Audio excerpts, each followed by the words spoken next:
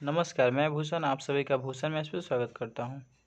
हम इस वीडियो में फिजिक्स के न्यूमेरिकल प्रश्न करेंगे जो प्रीवियस एग्जाम एनटीपीसी एलपी या ग्रुप डी में आ चुके हैं। ठीक है, तो चलिए दोस्तों देखते हैं। ये हमारा 16वां वीडियो होगा न्यूमेरिकल से संबंधित क्वेश्चन। हम पिछले वीडियो में 16 तक क्वेश्चन कर चुके थे। सीरियल नंबर से नहीं, ऐसे वीडियो सीरियल नंबर चल रहा है, कहीं से भी हम प्रश्न ला रहे हैं, मतलब जो प्रीवियस है उसी को ला रहे हैं। ठीक है, देखिएगा सीरियल नंबर से वीडियो है।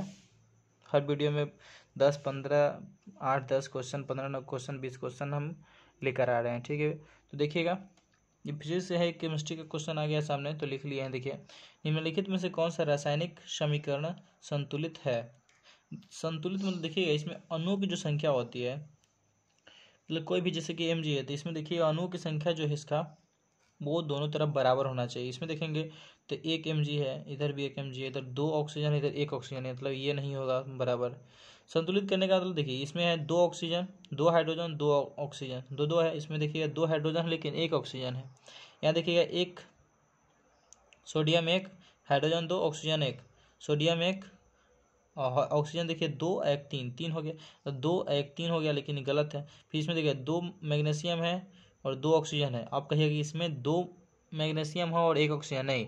जब यहाँ 2 से गुना हो रहा है, देखिए कोई भी समीकरण जैसे इस H2O लिखा हुआ है, तो H2O को हम लिखते हैं ना, H2O है तो ये विखंडित होकर क्या बनता है, H2 + O बनता है ना, यानी H2 + O2 बराबर बनता है क्या चीज, H2O बनता है ना।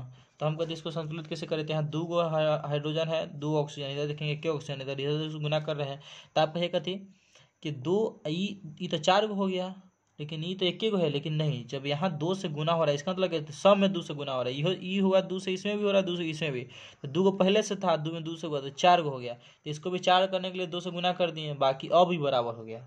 ठीक है, देखने से नहीं लग रहा है लेकिन बराबर हो गया, ये 4 गो तो ये 4 गो। अभी कहिए कि 2 गो है, ये क्यों दिख रहा है, लेकिन नहीं, यहाँ जब गुना होता है तो इसके लिए भी 2 है। ठीक है, देखिए तो वही कहने का मतलब यहाँ है कि यहाँ पर 2 mgO लिखा हुआ है, मतलब का एक इसके लिए भी 2 और इसके लिए भी 2 है। ठीक है, समझ गए आप। चलिए, तो संतुलित हो गया, मतलब इसमें भी 2 से गुना किया, मतलब क्या ये भी 2 हो गया, ये भी 2 हो गया।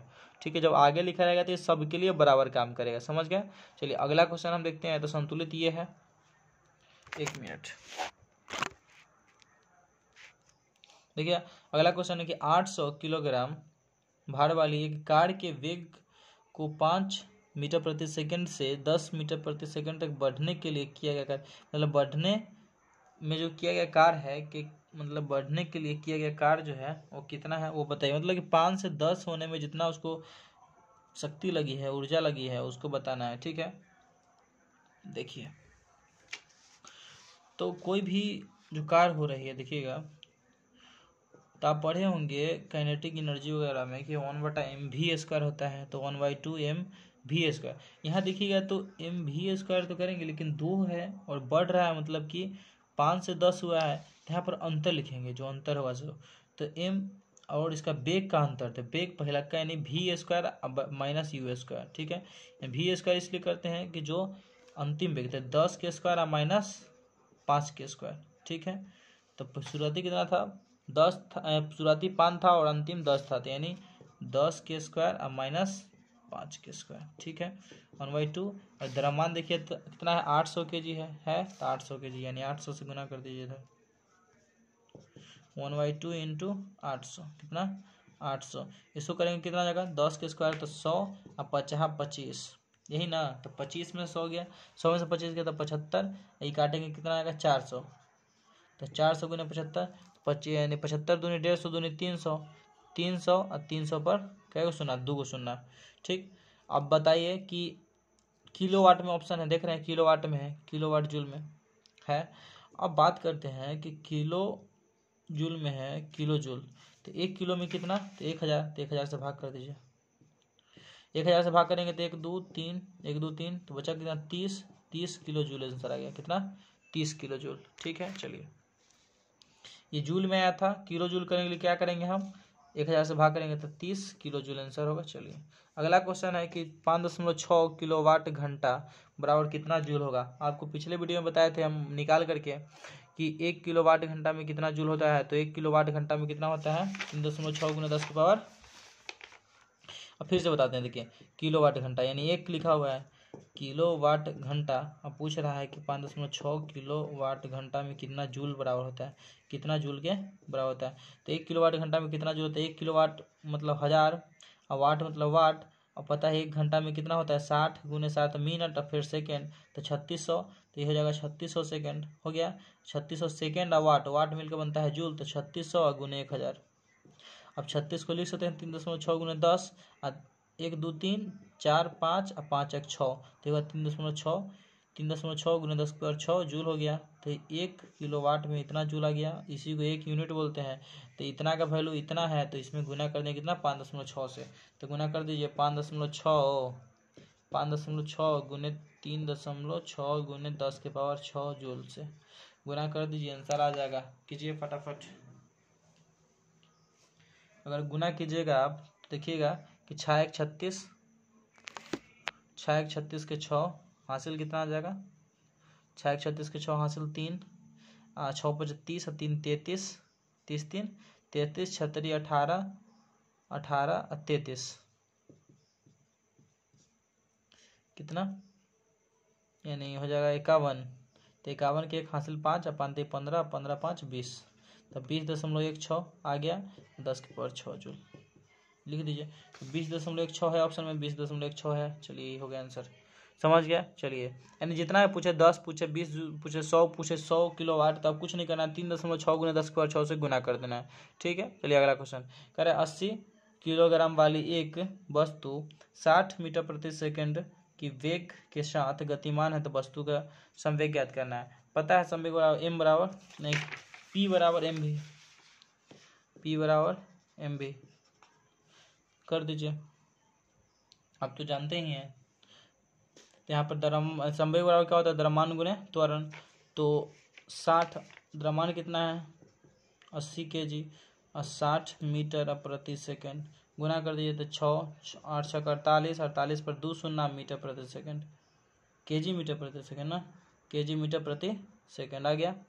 तो 4800 केजी मीटर प्रति सेकंड, 4800 केजी मीटर प्रति सेकंड स्क्वायर। देख रहे हैं, ध्यान दीजिएगा 48 केजी मीटर, 4800 केजी मीटर प्रति नहीं है, केजी मीटर सेकंड है। देख रहे हैं ना, यहाँ देखिए क्या दिया हुआ है, फिर इसमें दिया हुआ था 48 केजी मीटर प्रति सेकंड स्क्वायर है, प्रति सेकंड स्क्वायर है, ई स्क्वायर है, केजी मीटर स्क्वायर। यहाँ देखिए 4800 केजी मीटर प्रति सेकंड, तो ई आंसर होगा। आप देखिएगा यहाँ यूनिट को भी, ठीक है। द्रव्यमान गुने वेग होता है, तो द्रव्यमान केजी मीटर प्रति सेकंड, तो प्रति सेकंड आप ध्यान दीजिएगा, ठीक है।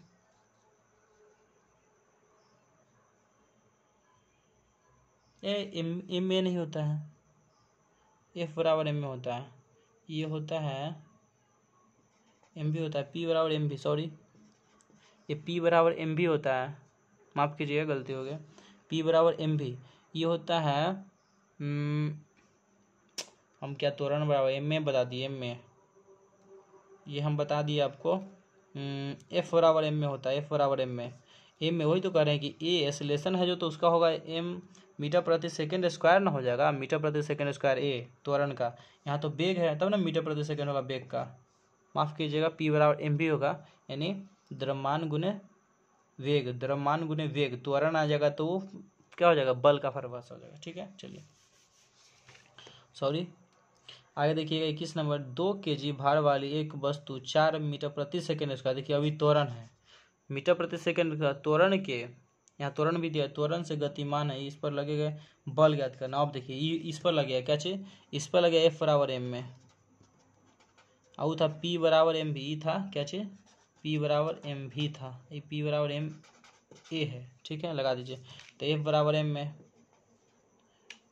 बल बराबर क्या होगा द्रव्यमान गुने त्वरण, तो बल 2 kg गुने त्वरण कितना 4 मीटर प्रति सेकंड स्क्वायर, तो 4 दूनी 8 और केजी मीटर प्रति सेकंड स्क्वायर क्या बोलते हैं न्यूटन बोलते हैं, तो 8 न्यूटन आंसर 8 न्यूटन, ठीक।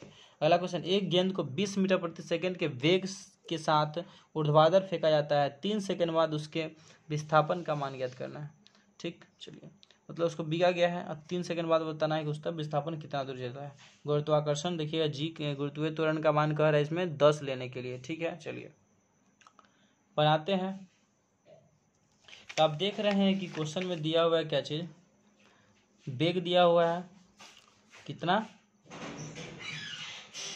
वेग के साथ फेंका जा रहा है 3 सेकंड, तो वेग दे दिया है और समय दिया है और विस्थापन पूछा, विस्थापन मतलब दूरी एस निकालना है। तो एस बराबर क्या होता है, यू टी आप minus half G T square. ठीक है, देखिएगा आप यहाँ पर अगर ये निकालना है और दिया है हमको क्या चाहिए, प्रारंभिक वेग कितना है, देखिए 20 मीटर प्रति सेकंड है, क्वेश्चन में लिखा हुआ था 20। ठीक, 20 मीटर प्रति सेकंड, तो 20 ले लिए और टी का मान दिया कितना सेकंड, लिख नहीं देते हैं पूरा यूनिट के साथ कि आपको काट खोट के क्या आएगा हम बताएंगे। देखिए 20 मीटर प्रति सेकंड तो नीचे आ गया। ठीक है, गुण है टी का मान कितना है, तो टी का मान 3 सेकंड, तो 3 और टी लिख दिए, सेकंड के एस लिख दिए। ठीक है, माइनस 1/2 और जी का मान बोला है 10 लेने के लिए, 10 मीटर प्रति सेकंड, मीटर प्रति सेकंड इसका मतलब नीचे। ठीक, समझ गए यहाँ तक। और फिर टी स्क्वायर मतलब 9, टी स्क्वायर मतलब 9 आ गया, 3 3 9 लिख सकते हैं इसको, 3 3 9 3 और मीटर 3 नहीं सेकंड ना होगा जी, 3 एस के स्क्वायर कर सकते हैं, इतना आप समझ गए। तो इसको लिख सकते हैं 3 3 9 ऐसे सेकंड स्क्वायर, सेकंड स्क्वायर से सेकंड स्क्वायर खत्म, सेकंड से सेकंड खत्म, बचा कथी मीटर और यह मीटर। देखिए तो ई इसे कट गया, कितना बचा 5 और 5 9 45, इधर कितना है 20 23 60, 60 माइनस 45 एम कॉमन ले लिए तो कितना आ गया 15 मीटर। 15 मीटर आंसर है। समझ गया बात को, देखिए ऑप्शन में 15 है कि नहीं है बताइए आप, है। चलिए अगला क्वेश्चन देखिएगा, इसमें दिया हुआ है कि 30 केजी द्रव्यमान की मतलब मास की एक वस्तु 20 मीटर प्रति सेकंड की आरंभिक गति से चल रही है, यदि इसके ऊपर 60 न्यूटन का बल लगाया जाता है तो रुकने में कितना समय लगेगा, से बताइए। चलिए मतलब आप देखिएगा कि चल रही है, मतलब 30 केजी क्या चीज़ का मान हो गया, एम का मान। ठीक है, चलिए आगे दिया हुआ है, क्वेश्चन नहीं दिख रहा है आपको, अब दिखेगा 30 केजी द्रव्यमान 20 मीटर प्रति सेकंड की प्रारंभिक चाल से चल रही है, मतलब चल रही है, यू का मान देखेंगे कितना है 20 मीटर प्रति सेकंड, यहाँ तक समझ गए। अब कह रहा है कि देखिए इस पर न्यूटन एफ का मान कितना दिया है 60 न्यूटन, और बल लगाया जाता है, रुकने में कितना समय लगेगा, तो रुकने का रुक जाएगी तो यानी भी का मान 0 और पता है, और टी निकालना है। अब देखिए हम बता रहे हैं आपको, ध्यान दीजिएगा कि बल का बात आ रहा है और प्रारंभिक वेग अंतिम वेग दिया हुआ है, तो आप हम यहाँ से कह सकते हैं, क्या कह सकते हैं बताइए, कि इसको तो हम ऐसा भी लिख सकते हैं कि और हम पढ़ाएं कि बताएं, आपको पढ़ाए नहीं है, बताएं कि एफ बराबर एम में होता है, एम ए मतलब त्वरण, तो त्वरण को आप तो ये देख सकते हैं ए बराबर हम ये लिख सकते हैं, एफ बराबर एम में होगा, तो ए बराबर तो यहाँ देखिए तो क्या हो सकता है, ए बराबर पढ़े हैं एक्सीलरेशन बराबर क्या, त्वरण बराबर क्या होता है अंतिम वेग, तो अंतिम वेग दिया v माइनस यू बटा टी दिया हुआ है, तो v माइनस यू बटा टी यानी v तो है ही नहीं है, तो खाली हम लिख सकते हैं u बटा टी, लिख सकते हैं ना जी u बटा टी, मतलब जो वेग दिया हुआ ही। ठीक है, चलिए यानी ये हो जाएगा कितना चीज, यानी ई 0 हो जाएगा, ये हो जाएगा कितना 20, तो 20 बटा टी। ठीक है, तो हम यहाँ से ये फार्मूला का इस्तेमाल करेंगे, इस फार्मूला का, तो यहाँ हमको ये लिखना पड़ेगा, यहाँ से देखिएगा, इस फार्मूला का अगर इस्तेमाल किया जाए तो एफ का मान, एफ बराबर अगर हम एम में लिखना चाहते हैं तो एम ए न लिख के हम यहाँ से लिख सकते हैं एम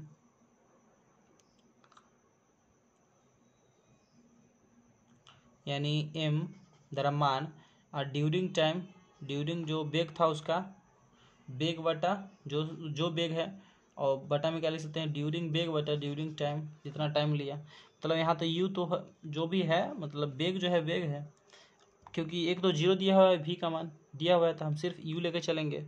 चलिए आप डायरेक्ट यहाँ से ये कर सकते हैं चाहिए तो, एफ का मान कितना दिया 60 न्यूटन, 60। ठीक है, न्यूटन को केजी मीटर प्रति सेकंड स्क्वायर। ठीक है, बराबर एम का मान कितना दिया है, तो एम का मान कहिएगा कि यहाँ दिया हुआ है 30 केजी, लिख दिए 30 केजी। ठीक है, ये 30 केजी लिख दिए, आगे का निकालना, आगे दिया हुआ है क्या चीज़, दिया हुआ है गुना कर में कथी 30 मीटर प्रति सेकेंड, 30 मीटर प्रति सेकेंड। अब बटा टी निकालना है तो टी छोड़ दिए। देखिए अब क्या करना है, यहाँ से हम इतना कर सकते हैं कि इस 60 से ई कट गया 2 बार में, केजी से केजी गैप खत्म, मीटर से मीटर गैप, मीटर गैप, ठीक है। अब देखिए क्या करते हैं, ई तो नीचे है, सेकेंडवा नीचे ना है, तो ई सेकेंड से एगो सेकेंड गैप, तो टी ऊपर जाएगा, टी ऊपर जाएगा, कहूँ गड़बड़ा रहा है। हाँ ये देखो 2 से इहो कटेगा, कितना बार में 10 बार में, तो ये 10 सेकेंड नीचे है, ये आएगा यहाँ, तो 10 सेकेंड आंसर आएगा। लेकिन आपको घजमजा गया होगा, समझ में नहीं आ रहा है, लेकिन देखिए हम क्या करेंगे, साफ साफ लिख देते हैं एकदम। देखिए अब हम बताते हैं, एफ बराबर हम एम ड्यूरिंग जो वेग होगा वेग, अब बटा टाइम लिख सकते हैं जब ए को 0 है तो। और हमको डी टी निकालना है तो लिख सकते हैं डी टी बराबर एम इंटू डी वी बटा एफ लिख सकते हैं। अब कुछ नहीं करना है, बस वही लिख दीजिए कि 20 गुने ई दिया मास 30 है, 30 20 बटा 60 कर दिए, है ना था जी, क्वेश्चन में है ना था। देखिए ये 30 दूनी 2 और 2 से काटेंगे तो 10, तो 10 आ गया, ये सेकेंड आ गया 10 सेकेंड। आप समझ गए, दोनों हम बता दिए आपको। चलिए अगला क्वेश्चन देखते हैं, तो इसका 10 आंसर आ जाएगा, 10 किधर गया 10 सेकेंड, इसका 15 निकाले थे। अगला देखिए क्या है, समय जो है कभी माइनस में नहीं होता है, माइनस के चक्कर में मत पड़िएगा, समझ गए बात को। चलिए 20 किलोवाट के इंजन द्वारा 10 सेकेंड में मतलब अधिकतम कार्य कितना करेगा सो बताएं। देखिए 20 किलोवाट है, देखिए 20 जूल में निकालना, देखिए 20 किलोवाट कितना सेकंड 10 सेकंड। अब पता है कि वाट सेकंड को हम क्या बोलते हैं, जूल बोलते हैं, वाट और सेकंड डब्ल्यू एस को क्या बोलते हैं, जूल बोलते हैं। तो ये कितना हो जाएगा 20 दहिया 200 के डब्ल्यू एस मिल के जूल बन गया। बस कुछ नहीं करना, गुना करना था, समझ गया बात को। चलिए बात तो आप समझते होंगे, यानी डब्ल्यू बराबर क्या होता है, डब्ल्यू बराबर पी इंटू टी होता है, डब्ल्यू बराबर पी इंटू टी, डब्ल्यू बराबर पी टी, डब्ल्यू बराबर पी टी, याद हो गया, डब्ल्यू बराबर पी टी। अरे आप पढ़े हैं ना पी बराबर डब्ल्यू बटा टी, तो यहाँ से क्या निकालना है, डब्ल्यू निकालना है, तो जाए गुना नहीं हो जाएगा, हो जाएगा ना जी। चलिए आप समझ गए, जहाँ डब्ल्यू एस तो इसका 200 किलो जूल आता है। अगला क्वेश्चन देखते हैं हम, देखिएगा अगला क्वेश्चन है, यदि साइकिल की गति 2 गुनी कर दी जाए, 2 गुनी हो जाती है, तो गतिज ऊर्जा बताना है कि कितना हो जाएगा। अब देखिए गतिज ऊर्जा यानी काइनेटिक एनर्जी होता है के ई, काइनेटिक जो क्या होता है 1/2 mv² होता है। अब तो जानते हैं, देखिए अब बात क्या कह रहा है कि साइकिल की गति दुगनी, मतलब गति मतलब वेग, ये है ना वेग। अब देखिए इसको अगर दुगना हम करेंगे, इसको अगर हम दुगना करेंगे तो ये तो पहले इतना ही है, मान लीजिए कि हम दूसरा बदल रहे हैं, तो 1/2 ये ना दुगना होगा, जब ई दुगना हो जाएगा मान लीजिए तो 2 आप v² कर देते हैं, मान लीजिए तो 2 दूनी 4 हो जाएगा। ये मतलब ई जब दुगना करेंगे तो कितना बढ़ रहा है, आंसर 4 आ रहा है, मतलब 4 गुना बढ़ेगा, तो कितना होगा 4 गुना, कितना 4 गुना। आप समझ गए बात को, मतलब जब इसको हम दुगुना करते हैं तो ऑप्शन में हमको कितना आता है, 2 के स्क्वायर हो जाता है, 2 दूनी 4, तो यहाँ 1 था, ये 4 हो गया, तो 4 गुना बढ़ गया। अब यही क्वेश्चन पूछ देगा कि काइनेटिक की एनर्जी मतलब कि यही गतिज ऊर्जा में अगर मास को दुगुना करिए, इसको अगर हम 2 गुना करते हैं भाई, तो यहाँ 2 गुना करते हैं, ये यही रहेगा, तो साफ 2 गुना हो जाएगा, मतलब ई 2 गुना बढ़ रहा है, समझ रहे बात को। सिर्फ इसमें 2 से गुना कर रहे हैं हम, टोटल में कर रहे हैं, जब मास 2 गुना बढ़ेगा तो 2 गुना होगा। अगर यही कहते कहेगा कि गति को हम आधा करते हैं, गति को आधा, अगर गति को आधा करेंगे भाई, तो मान लीजिए गति को अगर आधा करेंगे तो क्या हो जाएगा, ये 1/4 हो जाएगा, यानी आधा करेंगे तो क्या होगा 1/4 हो जाएगा, समझ गए। चलिए जो जितना स्क्वायर वाला होगा साफ स्क्वायर हो जाएगा, गति में स्क्वायर है, बाकी सब सेम। आगे देखिए 10 मीटर प्रति सेकेंड की गतिमान एक 200 देखिए 2000 kg का ट्रक ट्रैफिक लाइट पर खड़ी है कार खड़ी है, सोच लीजिएगा, खड़ी है कार, टकराव के बाद दोनों एक साथ 80 मीटर प्रति सेकेंड की गति से चलती है, कार का द्रव्यमान ज्ञात करना है। मतलब ये है कि ये कार जो है रुका हुआ है, और ट्रक का है, ट्रक को मान लीजिए ट्रक है, और ट्रक का मास जो दिया है कितना दिया है, ट्रक का मास 2000 kg दिया है। हमको पूछा है कथी, कार का मास क्या होगा, ठीक ठीक है। पहले जो बेग था ट्रक के, ट्रक के जो बेग है ये दिया हुआ कितना, ट्रक आया, पहला बेग यानी ट्रक आया और चल कितना की रफ्तार में ट्रक था 10 मीटर प्रति सेकंड के। अब बाद में ट्रकों चल रहा है भी 8 के स्पीड में, समझ रहे बात को, ट्रकों चल रहा है 8 के स्पीड में 8 मीटर प्रति सेकंड, इहो चल रहा है बाद में भी दिया है इसका 8 मीटर प्रति सेकंड। ये रुका हुआ है मतलब यू इसका क्या होगा 0 होगा। बात को समझ रहे हैं देखिए। और यहाँ बात आ रहा है, यहाँ बात देखिए तो दोनों का संवेग जो है वो बराबर होगा। क्यों बराबर होगा कि दोनों का देखिएगा आखिरी वाला जो बेग है दोनों का सेम रफ्तार चल रहा है, दोनों का सेम रफ्तार, यानी संवेग जब बराबर होगा दोनों का संवेग हम बराबर कर देते हैं। ठीक है चलिए, अगर संवेग के बराबर है तो देखिए कर देते हैं, तो एम भी यानी एम गुने बेग ही ना होता है, जो आपका बेग है जो हमारा। तो पहले अगर बेग की बात करते हैं, बेग की बात अगर शुरुआती में करेंगे तो बड़का जो था गतिमान था तो गतिमान कर दीजिए। तो इसका गति देखेंगे तो कार के इसका गति और छोटका गति यही ना जाके देखेंगे तो बाद में क्या हो गया, इसका भी हो गया, इसका भी, दोनों का हम बराबर कर दिए। समझ गया, दोनों का क्या होगा संवेग बराबर होगा, यानी m गुने 20 तो कितना दिया 2000 और इसका रफ्तार शुरू में कितना का था 10 के था, लेकिन एकड़ नहीं पता है और शुरू में 0 था। अब इसमें देखेंगे तो भी कॉमन ले लीजिए, दोनों में भी तो बराबर है तो 8 कॉमन ले लिए, और m तो m इसका मान दिया है बड़का कितना दिया है 2000 दिया है, छोटका के पते नहीं है। बात समझ रहे हैं आप। चलिए चाहे इसको डायरेक्ट कीजिए ना, इसको करेंगे तो कितना हो जाएगा, ये हो जाएगा 8, ये हो जाएगा 8m होगा, और ये हो जाएगा कितना, इसको करेंगे तो 8 दूनी 16 हो जाएगा, 16,000 होगा। चलिए अब देखेंगे तो ये कितना हो जाएगा, 20,000 हो जाएगा। अब 20,000 में 16,000 किया तो 4,000 बचा, तो 4,000 बराबर ये 8m कटेगा 5 से तो 5,000, ये 5,000 क्या होगा, इसका आंसर होगा 5,000 kg। कितना 5,000 kg, 5,000 की 500 ना जी, 8 से करेंगे तो कितना 8 45 तो कट ही जाएगा, 2 शून्य बचेगा, 500 kg। तो यानी कार जो है 500 kg का था। ठीक, कार जो कितना का था 500। कुछ नहीं हम किए हैं, देखिए ध्यान से, शुरू में ई चल रहा था 10 की रफ्तार से, कार 0 बैठा हुआ था, कार रुका हुआ था, बाद में इहो 8 से टकराने के बाद दोनों का बाद में क्या हुआ, मास दोनों का जो क्या था बेग था वो मतलब कि बराबर रफ्तार में चलने लगा। मतलब वही हम किए हैं, दोनों के जोड़ दिए हैं। देखिए पहला का तो जोड़, पहला का तो जुटेगा ही, और दूसरा देखिए तो क्या है, दोनों का रफ्तार सेम था। समझ गया। चलिए आगे देखते हैं। अगला क्वेश्चन है कि तो इस तरह का प्रश्न आएगा तो आप बना लीजिएगा आसानी से। अगला है कि 350 वाट की एक विद्युतीय क्या है वॉशिंग मशीन का उपयोग 4 घंटा प्रतिदिन, कितना होता है 4 घंटा प्रतिदिन के लिए किया जाता है, एक दिन मशीन द्वारा उपयोग की ऊर्जा बताना। देखिए अब कहने का बात यह है कि अब ऊर्जा का बात हो चाहे यूनिट का बात हो, ऊर्जा या यूनिट का बात हो, यानी खपत अगर देखा जाए यूनिट में, बिजली की खपत अगर यूनिट में देखा है, बिजली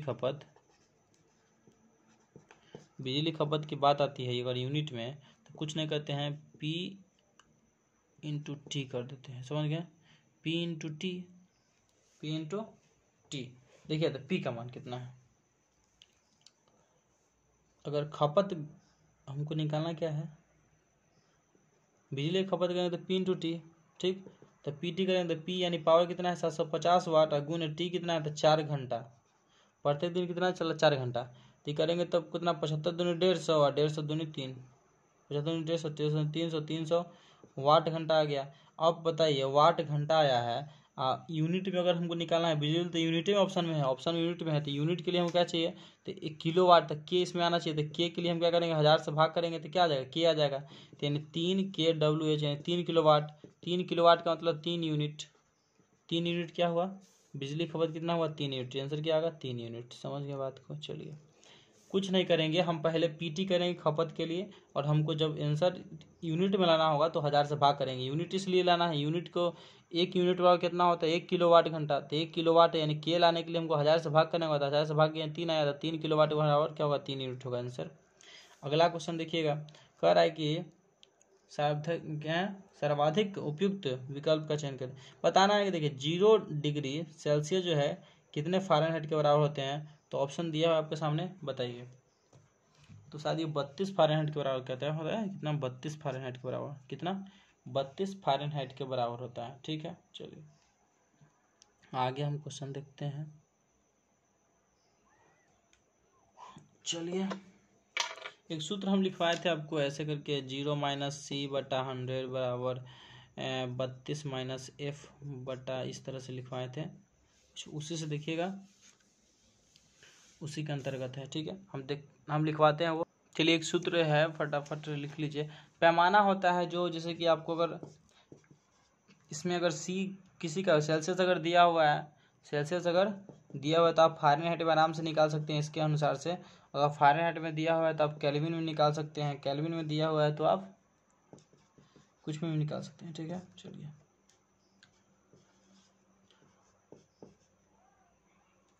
ठीक है, चलिए हो गया।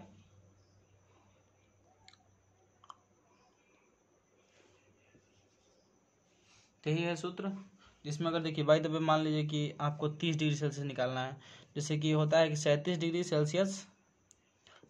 सेल्सियस जो होता है कितना फ़ारेनहाइट के बराबर, 98.6 हमारे लिए का बुखार होता है, तो 98.6 फ़ारेनहाइट 37 डिग्री सेल्सियस के बराबर होता है। हम अगर 98.6 मान लीजिए कि हमको रखना है, यहाँ पर 98.6 रख दीजिए, चाहे 37 रख दीजिए, तो 37 जीरो तो 37 आ गया, तो 37 को काट दीजिए, हटाइए, तो काटिएगा तो 5 ये आ जाएगा, कितना 9 आ जाएगा, 5 9 हमको निकालना है, तो 37 + 5 हो गया, और निकालना है फ़ारेनहाइट में कितना होगा, तो कर दीजिए, गुना हो जाएगा, तो 37 9 5 से इधर हो जाएगा, तो 5 f - 32, तो 32 आके इधर घट जुड़ जाएगा, प्लस 32 बराबर f, 32 से करेंगे कितना आ जाएगा, ये 30 × 5 = 160 आई, प्लस इसको जोड़ेंगे कितना आ जाएगा, ये आ जाएगा कितना 9 से 63 के 3 हासिल 6, और 27 6 33। ठीक है,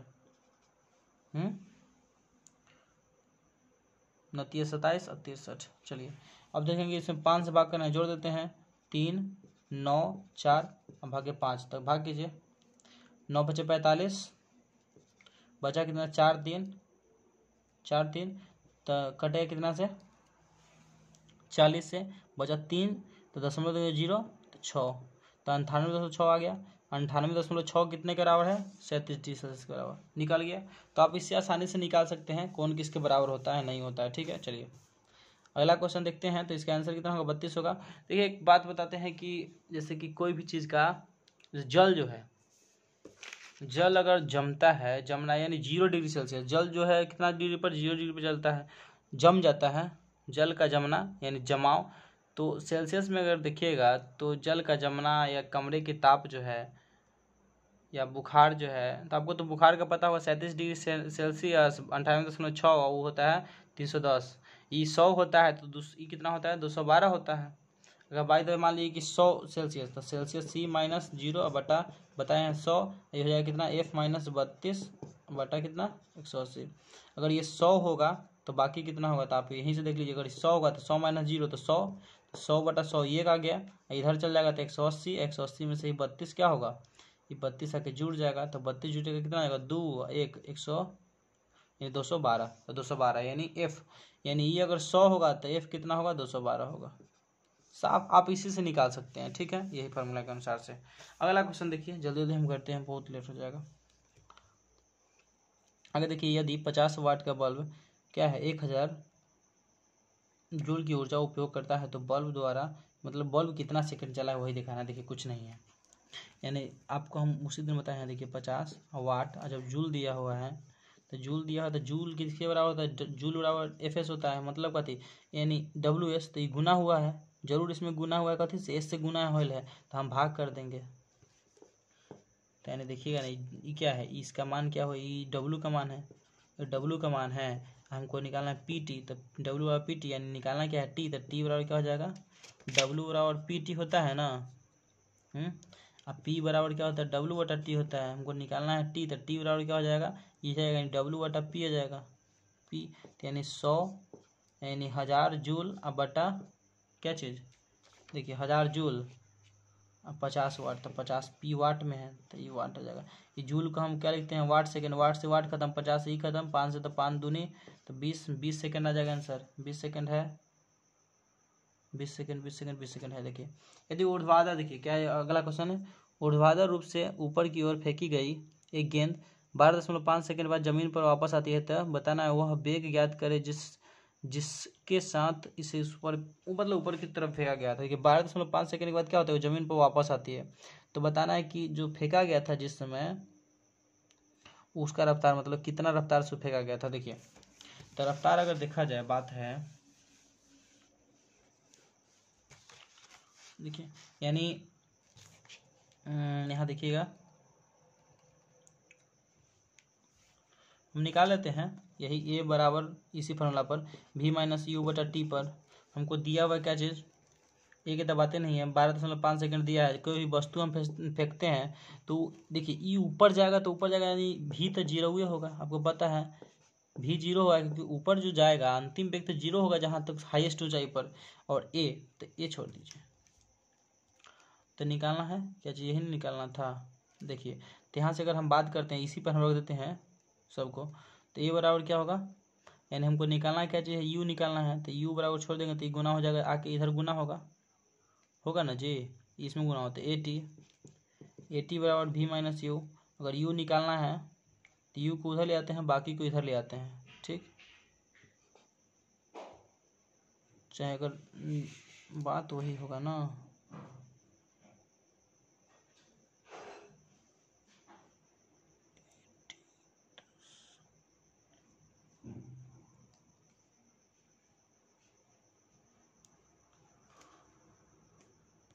देखिएगा तो इसमें अगर हम बात करते थे क्या चाहिए ए बराबर भी माइनस यू बटा टी, तो अगर इस क्वेश्चन में देखा जाए तो सिर्फ दिया हुआ है सेकेंड यानी सिर्फ टी का वैल्यू दिया हुआ है। मान लीजिए कि भी अगर जीरो होगा तो भी से मतलब यू अगर निकालना है तो ए का मान देना चाहिए, जो ए का मान नहीं दिया यानी क्वेश्चन में कहीं ना कहीं त्रुटि है। ठीक है ये क्वेश्चन में कहीं ना कहीं त्रुटि है, हो सकता है हम लिखने में कहीं गड़बड़ा गया होगा छूट गया होगा। अगला देखिए एक वस्तु पानी में क्या है, पानी में इस प्रकार तैरती है कि उसका 1/3 मतलब इस प्रकार तैरती है कि उसका 1/3 हिस्सा पानी के नीचे होता है। 1/3 क्या होता है पानी के नीचे, यह है पानी के नीचे, ठीक है 1/3 पानी के नीचे होता है। वस्तु का घनत्व पानी के घनत्व से n गुना है, तब n का मान ज्ञात करना है। देखिए इसका एक सूत्र होता है, आप अगर सूत्र लिखना है तो लिख सकते हैं कि वस्तु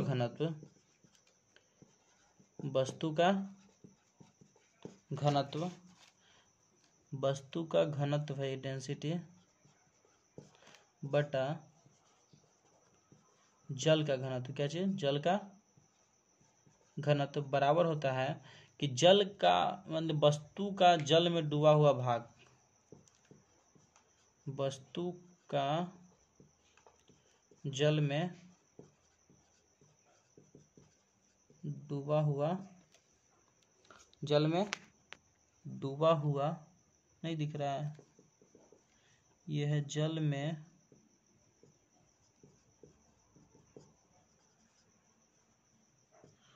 में डूबा हुआ भाग का आयतन, ठीक है जल में डूबा हुआ भाग का आयतन बटा होता है वस्तु का कुल आयतन, ठीक है वस्तु का कुल आयतन, आयतन है आयतन। देखिए तो अगर बात करते हैं यहाँ पे तो कह रहा है वस्तु का घनत्व, तो क्या देखिए वस्तु का घनत्व पानी के घनत्व से n गुना है। तो अगर हम बात कर रहे हैं कि n गुना है तो n अगर वस्तु का घनत्व है, अब पानी का घनत्व अगर 1 हुआ तब ना n गुना है, पानी का घनत्व 1 मान लेते हैं, वस्तु का डूबा हुआ भाग देखिए तो 1/3 डूबा हुआ है, ठीक है 1/3। अब वस्तु का कुल आयतन 1 है और 1/3 क्या है डूब गया, तो यहाँ से कुछ नहीं करना। देखिए ये 1/3 है तो ये बटा है तो यानी 1/3 नीचे ही ना आएगा, 1/3 आ गया, ठीक है और 1 का वैल्यू नहीं है तो n वाला कितना 1/3 आंसर आ गया 1/3। देखिए ऑप्शन में कितना 1/3 है, समझ गया बात को। चलिए फिर हम मिलते हैं अगले वीडियो में। Bye, take care.